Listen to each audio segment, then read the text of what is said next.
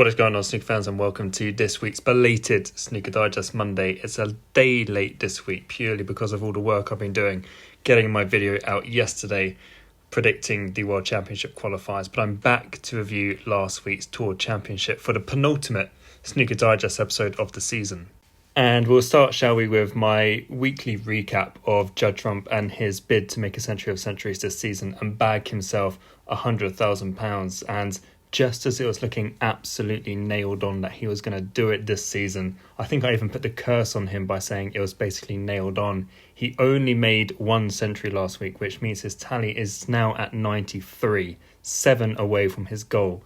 And that Neil Robertson went to the World Championship on 93 when he made his century of centuries, and then of course made 10 centuries. And he actually made his century of century against Judd Trump in his quarterfinal match. So there's plenty of time still for Judd Trump to make it.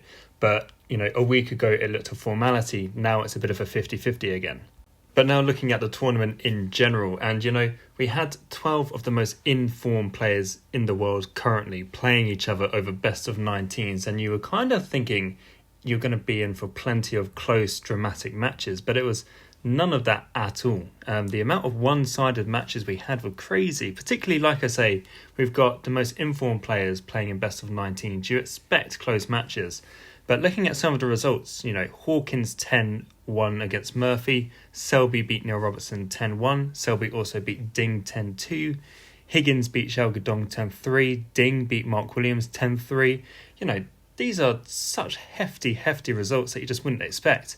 And even, the matches including Hawkins beating Judd Trump 10-5, Ding beating Kyren Wilson 10-5, they're not particularly close either. So in a week where I was expecting plenty of drama, we really didn't get that much.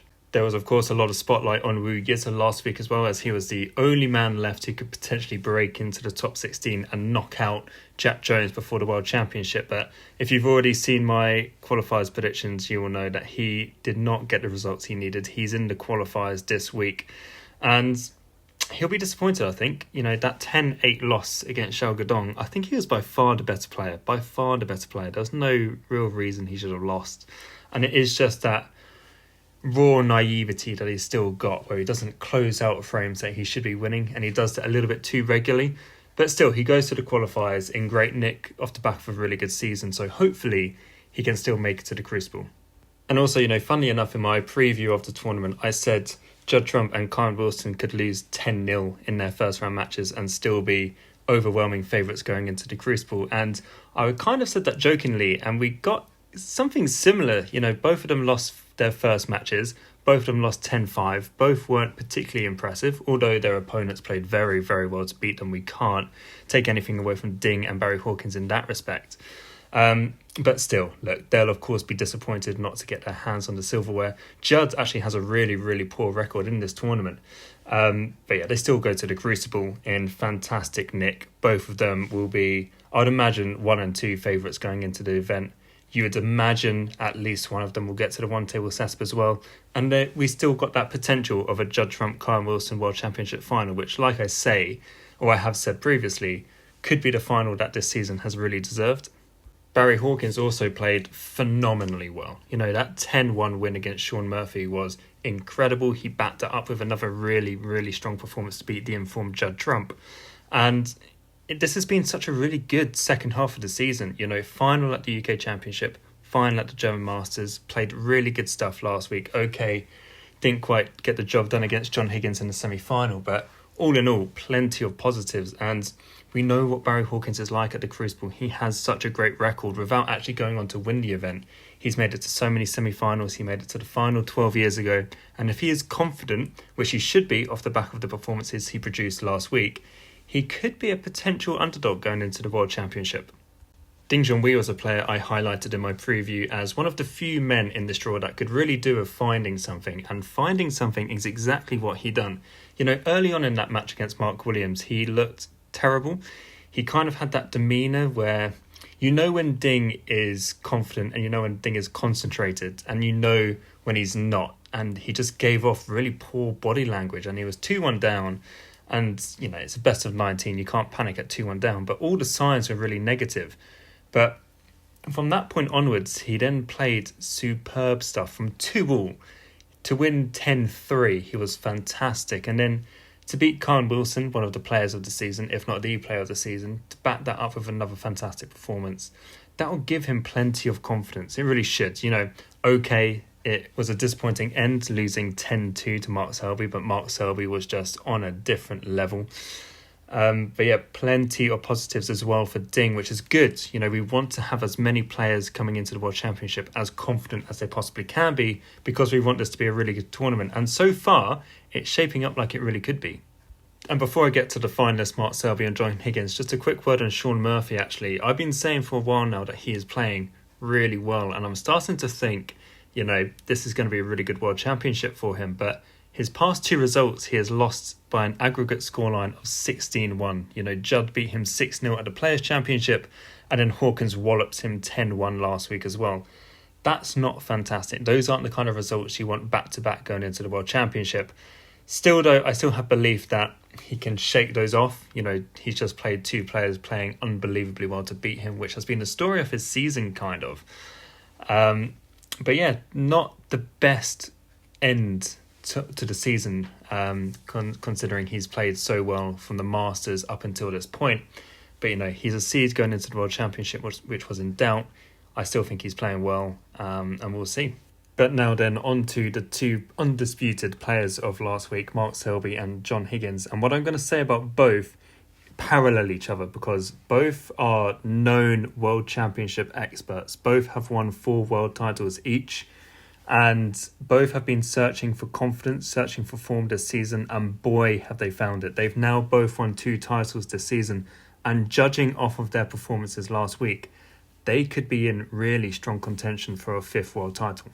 Mark Selby at first, he was just at his supreme confident best. He put pain to Tijai with minimal effort with a 10-5 win, and then I talked about his recent record against Neil Robertson. He had lost 9 of their previous 10 matches. And then he comes over and he smashes him 10-1. It was a brilliant, brilliant performance.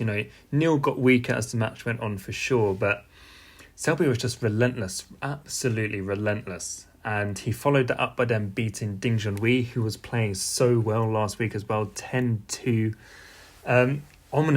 Ominous signs for the rest of the tour going into the World Championship, because we know he can grind out matches, and particularly when the matches get longer into the multiple session matches, it becomes even harder to get him off the table, because he will just grind you down.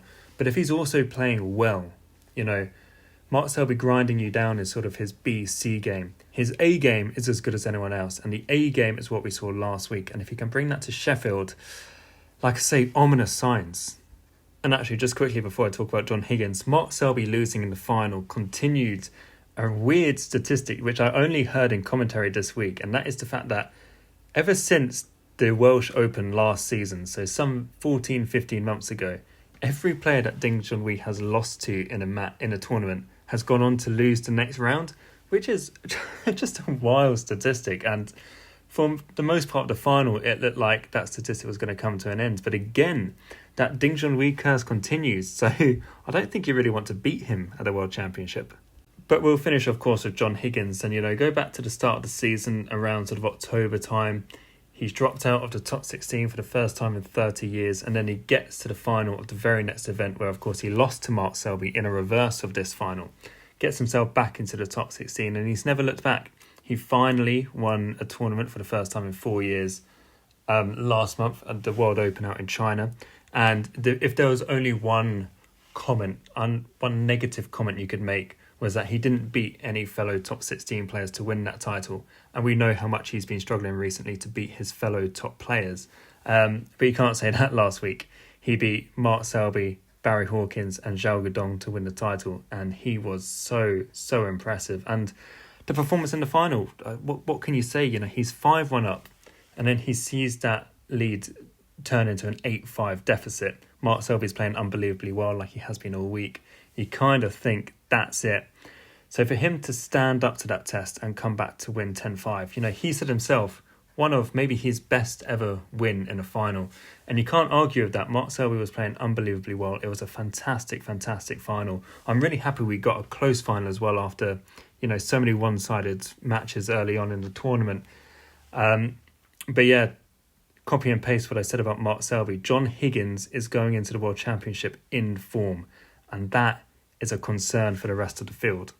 And also, by virtue of John Higgins winning his 33rd career ranking title last week, it means that the class of 92, John Higgins, Mark Williams and Ronnie O'Sullivan have now won an incredible, outstanding 100 ranking titles between them. You know, if you think there's another era of players who come close to them, you would be greatly mistaken. And that's it. That's my review of last week. Like I say, in addition to Judd Trump, Kyle Wilson, we've now got Higgins and Selby going into the World Championship as maybe the top 4 contenders. But there's so many other players like Neil Robertson, Zhao Gudong, Barry Hawkins playing well. Ding will take confidence. I really hope it's a fantastic tournament. I've just made my preview video for the qualifiers. Like I say, if you haven't already, check that out. I'll be back later this week with a preview tournament of who I think will win the World Championship. And then next Thursday, the draw for the main stages will be made. And hopefully next Friday will be my preview and predictions of the first round proper. So like I say, plenty of content still to come over the next few weeks. So yeah, if you're not already subscribed, please do. And I'll see you at the next video.